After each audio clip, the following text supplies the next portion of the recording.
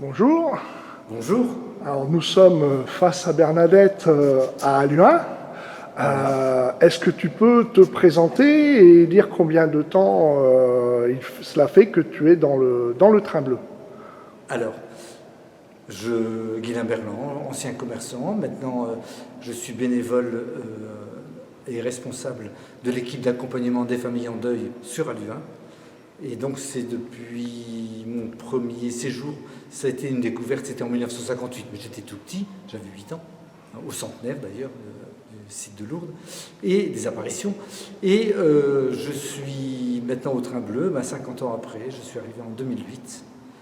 Et c'était ma première année. J'ai interrompu 2 fois, mais ça fait bien plus qu'une dizaine d'années que je suis au train bleu avec différentes responsabilités.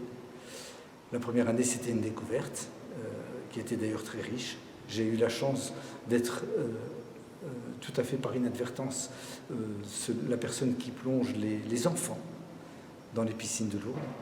Et ça, c'était sans aucune expérience. C'était pour moi un moment très fort.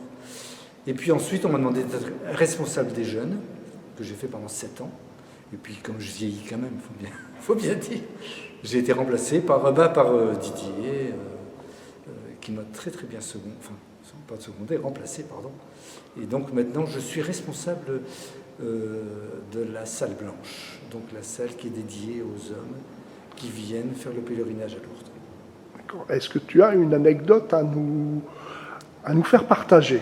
Alors, la première anecdote étant donné que j'étais 7 ans à Lourdes, responsable des jeunes, ça a été d'abord le regard des jeunes. Et c'est très important. En fait, sur le train, il faut voir leur visage un peu atterré, de voir passer des charrettes avec des handicapés plus ou moins profonds, et dont notamment des personnes qui malheureusement sont vraiment presque grabataires.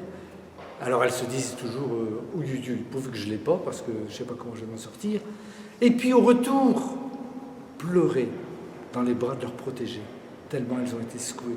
Et c'est pour moi une image très forte de Lourdes, c'est-à-dire le regard des jeunes avant et après. Et d'ailleurs, j'ai 2 filles, l'une qui est partie à Lourdes avec des amis, elle m'a dit oh, Lourdes, c'est des marchands du temple et tout ça. Et puis l'autre qui vient avec le train bleu, qui a d'ailleurs, l'année suivante, démarré des études d'assistante sociale. Bon, bien sûr, elle a changé après, mais ça l'a profondément marqué. Voilà. Donc c'était 2 regards de mes 2 enfants, élevés de la même façon, et qui sont tout à fait différents. Donc pour moi, le pèlerinage ne se conçoit pas autrement que sur Lourdes. Je n'irai en touriste, ça ne m'intéresse pas du tout. Alors justement, tu dis le pèlerinage ne se conçoit pas que sur Lourdes. Aujourd'hui, malheureusement, nous ne pouvons pas y aller à cause de la Covid 2019 qui nous a fait annuler ce pèlerinage en allant sur site. L'hospitalité de Lille propose un pèlerinage autrement. Tout le monde ne pourra pas aller dessus parce qu'il faut avoir Internet ou être sur la télé KTO ou TV Lourdes. Mais quel est le message que tu voudrais passer à nos pèlerins en accueil et aussi à nos hospitaliers, hospitalières et aux jeunes? Alors, pour moi, Lourdes se conçoit toute l'année. C'est-à-dire que c'est un regard, évidemment, qui est plus aigu pendant ces 5 jours lorsqu'on est là-bas. Mais cette année, évidemment, ce n'est pas possible.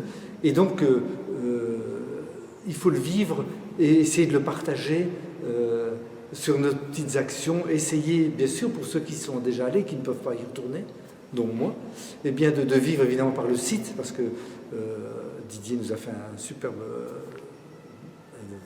vidéo là-dessus. Et essayer de pouvoir le faire par le biais peut-être des encadrants d'EHPAD qui peut-être vont peut-être mettre une télé à disposition par rapport à ça. Ce serait super. Sinon, eh bien, le seul fait de faire le chapelet pendant ces 5 jours, en priant justement et en pensant à Bernadette et à tous ceux qui, de toute façon, il y a aussi beaucoup de personnes qui sont allées et qui physiquement ne peuvent plus y aller.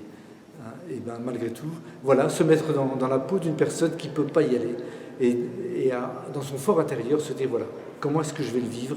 Et donc par la prière, par justement aussi le chapelet, et puis par les souvenirs évidemment, qu'on ne manquera pas, et puis avec quelques images volées à la sauvette, qui vont nous faire penser que ce pèlerinage se vit d'une autre façon, mais que l'année prochaine, en 2021, tout reviendra dans l'ordre, évidemment. Merci Guylain. Peux-tu ajouter un autre mot, un message? Alors, pour moi, j'ai une anecdote à ce sujet. Je me souviens que j'étais allé à Lourdes la première année que j'y suis allé. Quand je suis revenu, le seul fait de voir un handicapé dans la rue qui essaie de traverser, automatiquement je m'avançais vers lui pour lui demander « Vous avez besoin d'un coup de main ?» Mon regard a totalement changé et je crois que c'est ce qui est plus important. C'est dans le cœur que ça se vit, c'est dans le cœur que l'on change et on est marqué à vie. On est marqué à vie, ça c'est pas possible autrement. Voilà. Merci Guylain.